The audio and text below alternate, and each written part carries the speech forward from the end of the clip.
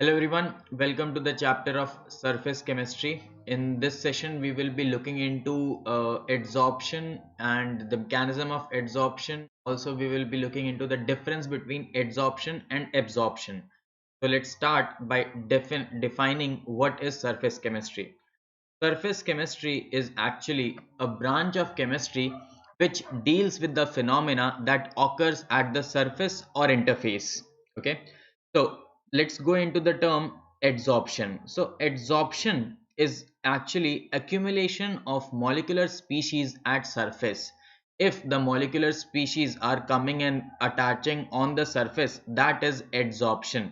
If these molecular species were going inside, that is your absorption. Okay, so here we are talking about adsorption. That means it's a surface phenomena.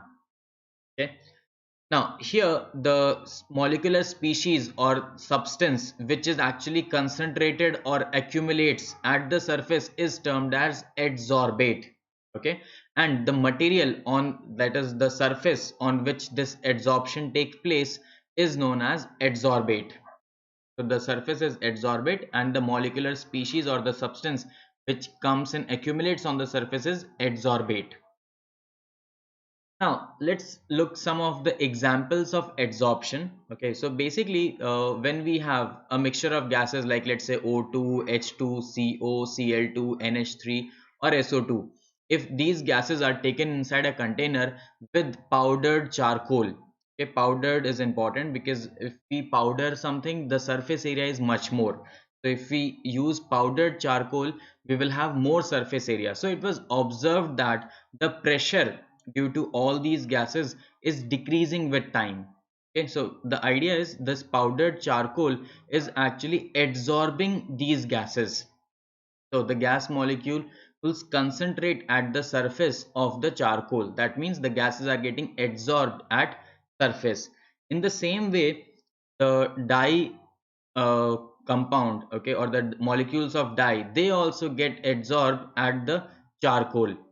Okay, so that's why the color also becomes colorless. If there is a dye present and you put charcoal, the color is getting changed into colorless solution.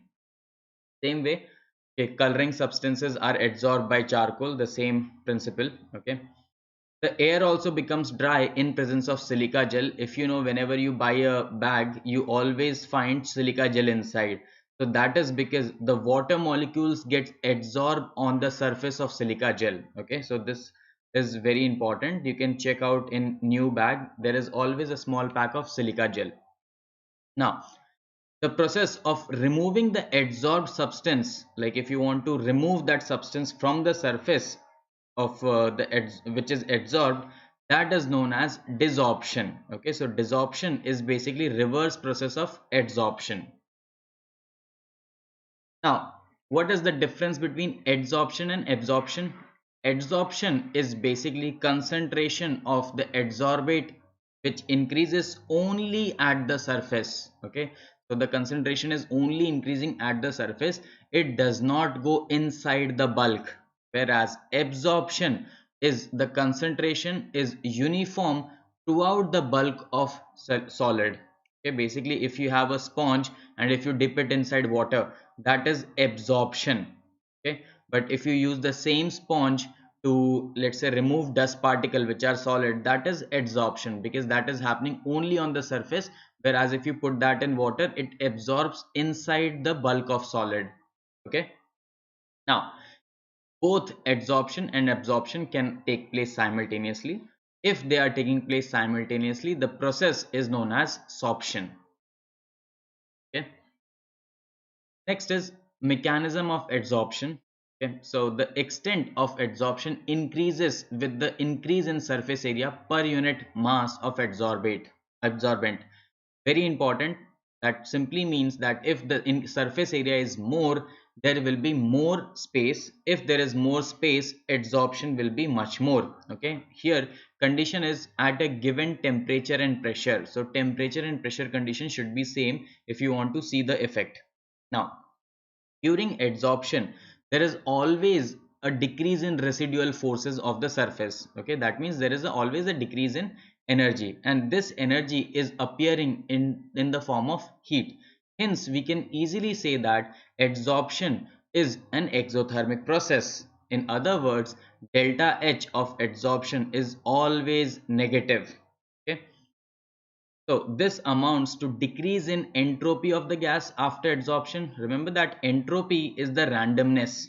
So if the gases are getting adsorbed, obviously the randomness in the gas molecule is getting decreased. Hence delta S, that is entropy, is also negative here. Okay. So as the adsorption proceed, like if we leave it for some time, we see that adsorption is proceeding. So since it is delta H is negative, what will happen? The temperature will start to become higher and higher because it is an exothermic process. So delta H becomes less and less negative. Ultimately, delta H becomes equals to T delta S. Okay, where T is the temperature, delta S is your entropy. Okay, and delta G becomes equals to 0. This is the scenario when delta H is equals to T delta S. When this happens, that means delta G is equals to 0. Okay, if delta H term is equals to T delta S, then delta G will be 0. If delta G is 0, meaning equilibrium has been achieved. Okay, so there is always a limit to adsorption. Okay, it's not like you will continuously adsorb and adsorb much more. Okay, it's not going to happen. There is always a limit. The limit comes when delta G is equals to 0. Okay guys, that's it for now. Okay, see you all in the next part.